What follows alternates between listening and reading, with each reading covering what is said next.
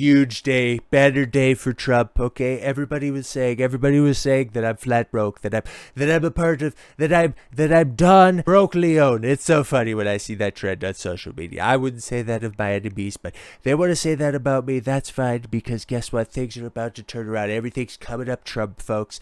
Trump's net worth hits $6.5 billion, making him one of the world's 500 richest people. Monday was an awfully good day for the 47th president of the United States. And what do we mean by this? So this is Bloomberg, even though they won't give you access to their articles, saying that Trump, in the 2024 edition, is going to be on their top 500 richest individuals in the world, much to the chagrin of a lot of people. But how did he end up achieving such wealth in a short period of time? Well, because investors over the weekend had come to the conclusion that, I don't know, maybe taking Trump's Truth Media, Truth Social, taking that public, that might actually end up working out extremely well for him. And at the end of today, which I'm recording this Monday evening just for clarity's sake, I don't know specifically what the windfall of him taking the Trump media and tech stock public will ultimately reap for him, but in early valuations in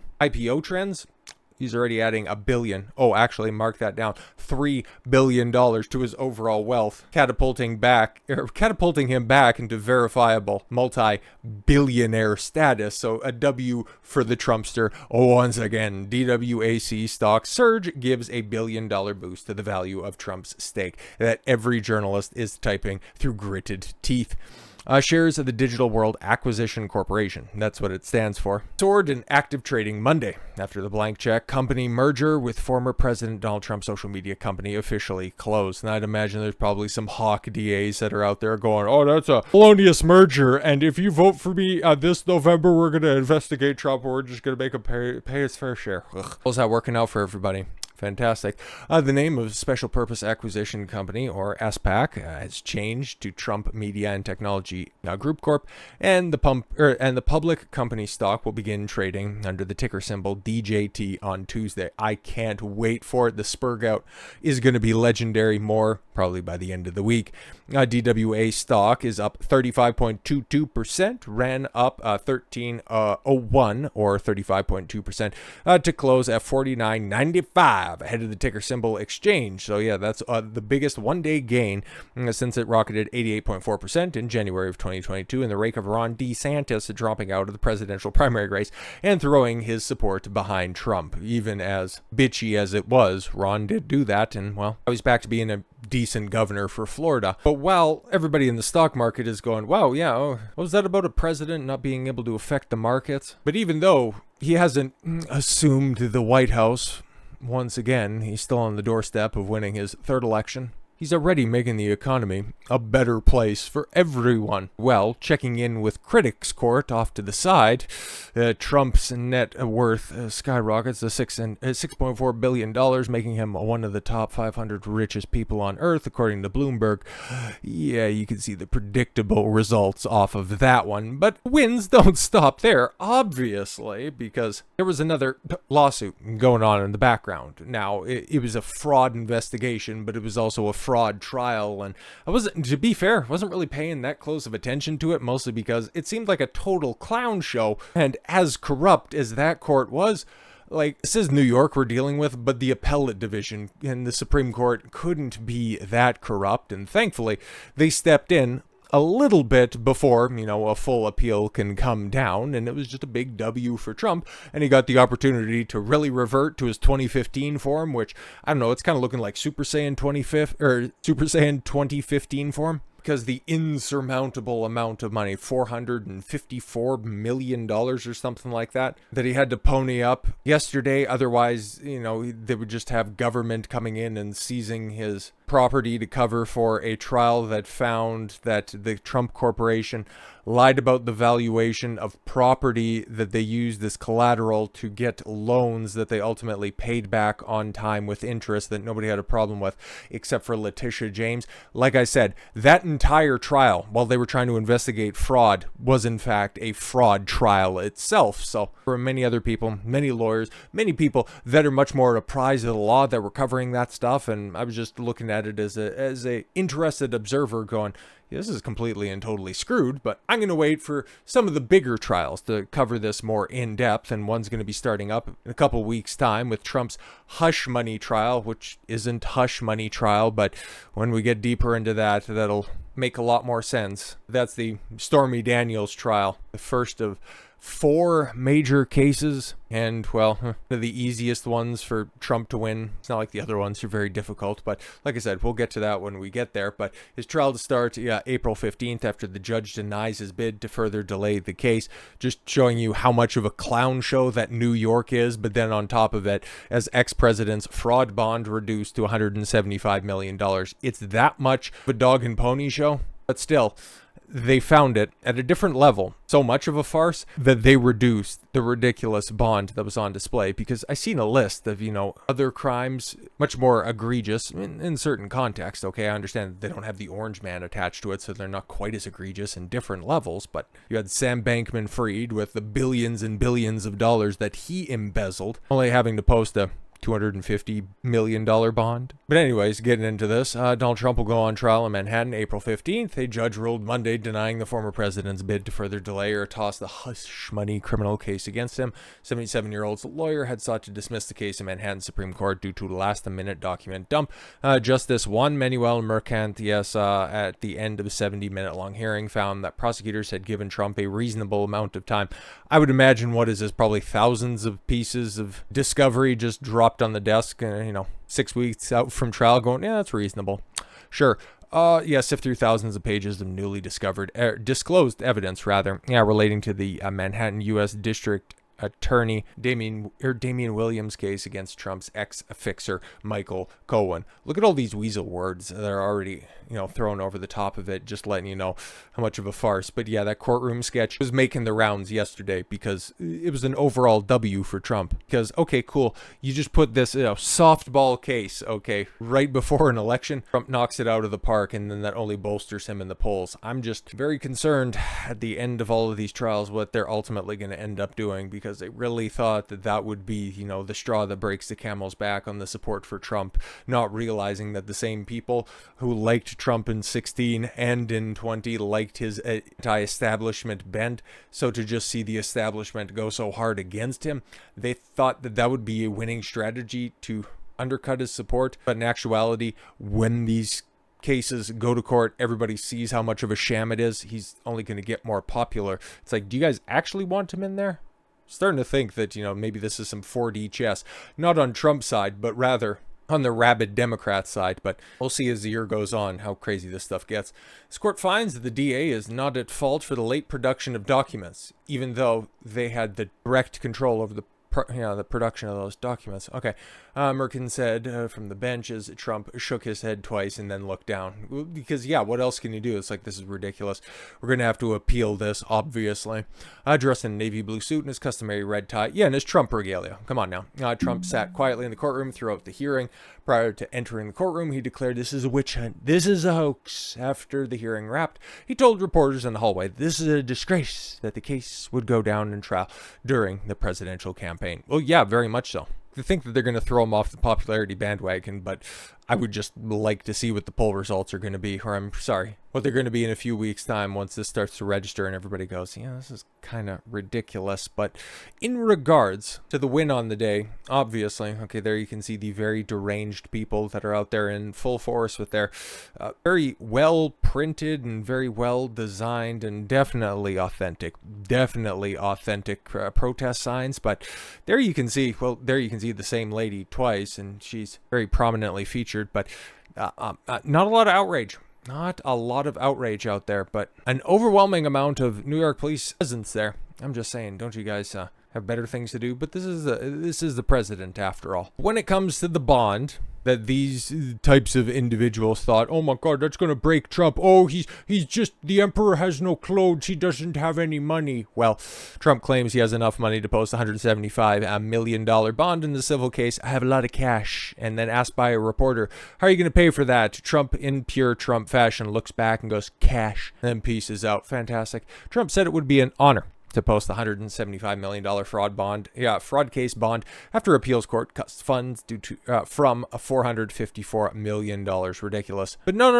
According to business writers, Trump's only choice was to declare bankruptcy. And this was days before his, net worth just ballooned even further. The fact that him and everybody paying attention to the case, even in just a tertiary sense, knew that this was going to get tossed out by an appellate's court, by a Supreme Court. It's like, you guys just keep on telling yourself all of this delusions and Trump can continue to win. And especially he did that in another round of statements, which I'm super happy to see him make, because, okay, as much as I'm a Trump supporter, Trump fan of his policies, there's certain things that bug me. Obviously, like everybody else points out, his ability to screen for advisors isn't quite as good as he would like it. That's about the nicest way I can put that. He surrounds himself with dolts. Is that a bit more appropriate? I think so. But also his grab ankles for Israel approach to a bunch of things, okay? Yeah, it was nice that he signed those peace treaties, the Abraham Accords in the Middle East towards the end of his first term. That was fantastic. Just a stark contrast to what we're dealing with right now. You could also argue he's been the most pro-Israel president in recent years due to him moving the official capital and recognizing the embassy that would be placed in Jerusalem, moved over from, I think, Tel Aviv. Yeah, there were a bunch of things that he did. It's like going over, kissing the wall, putting on the tiny hat. It's like, okay, cool, we understand. I thought your entire message was to put America first, make America great again, not Meggy or Mega. But that was one of those things where it's like, okay, he does so much good over here, you can kind of forgive him because everybody else does the exact same thing. So to see him come out and make a strong statement like this, I love to see it. And this is also just, like I said, hey, just seeing a change in the winds and people really understanding that Trump, at the end of the day, he's just a populist, okay? He's the most populist president that we've seen, arguably in a century, if not longer. Because even the way that he frames this, okay, Trump blames Biden for the Hamas attack on October 7th. I wouldn't disagree all that much, especially the way that it played out in the aftermath. It claims Israel made a big mistake by dropping bombs on Gaza. Oh my God, somebody said it. Somebody finally said it in power like that. Because it's a very bad picture for the world. Exactly. They're exposing exactly who they are. Who am I talking about? Oh, let's get into the story. Former President Donald Trump criticized President Joe Biden. It's also a day that ends in Y, so of course he did. During a press conference on Monday, blaming him for the October 7th Hamas terrorist attack on Israel. Yeah, exactly. If they were truly our greatest allies, nobody who had the fear of the repercussions that the United States would wage on its enemies, and especially of their greatest allies, would have done that if there was any fear in place. But hey man, as Biden, the presumptive Republican nominee for president, well, I guess, yeah, the RNC hasn't convened and won't for a few months' time, so I guess he is still the presumptive nominee, but anyways, he has the votes. Anyways, Biden and his thugs for his ongoing court cases and trials, and said it was all a part of the weaponization of the justice system to distract from the president's record of foreign policy failures. He can't win because of the October 7th attacks of Israel, which he said have never been allowed to happen, would have never happened if I was president. He said, well, yeah, no. Like I said, if there was no fear of repercussions, those attacks wouldn't have happened. Or at least the fallout. The attacks, they probably would have happened because, during Trump's presidency, I think it was, 21? 21 or early 22, when there was a little bit of a flare-up. One side bombed a apartment building with journalists in it. Which side was, we don't need to get into specifics, right? But Trump said Biden's weakness motivated Hamas to attack Israel. Makes sense. All that and a couple of other things that Israel was doing, but we don't need to get into specifics, right? Speaking at length about the issue in an interview with Israel Hayom, okay, that was also published Monday. His foreign policy throughout 50 years has been horrible. If you look at people that were in other administrations with him, they saw him as weak, ineffective president. They would have never done that attack if I was there. Trump also offered some criticism of Israel, which is the first that at least I can remember, for dropping bombs on buildings in Gaza. That's one way that you can put, a systematic elimination of a certain group. But hey, man, whatever. Warning that if some of the images were very damaging for the morale case for the war. Yeah, exactly. It's letting the world know exactly who we're dealing with here. I think Israel made a very big mistake. I wanted to call and say, don't do it. Trump said, warning that the images and videos of bombs falling on Gaza were moving and a bad image for the Israelis. Well, yes, exactly. And now that you have Trump speaking out against that, okay, that people finally are starting to come around to the position that I and, several other people have been at since October 7th. Okay, it's like, if you want to retaliate against somebody who did you wrong, cool, go find them.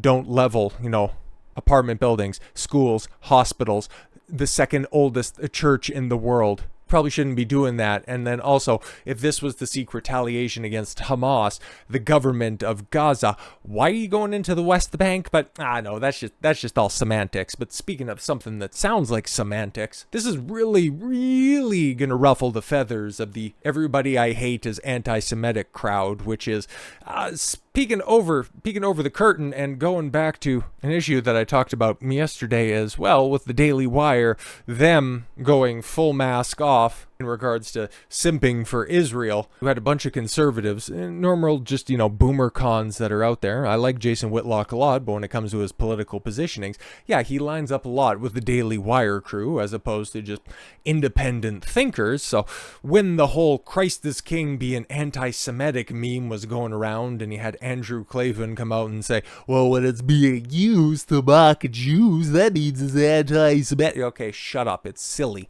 It's absolutely silly to come to that conclusion. That's just the snowflake crowd. If you're so worried about snowflakes, maybe you should just get a bigger hat. Try to paint everybody that they don't like as the leader of the upcoming Fourth Reich. When are we going to have people, stand up and take notice? So Jason Whitlock, I'm asking this sincerely.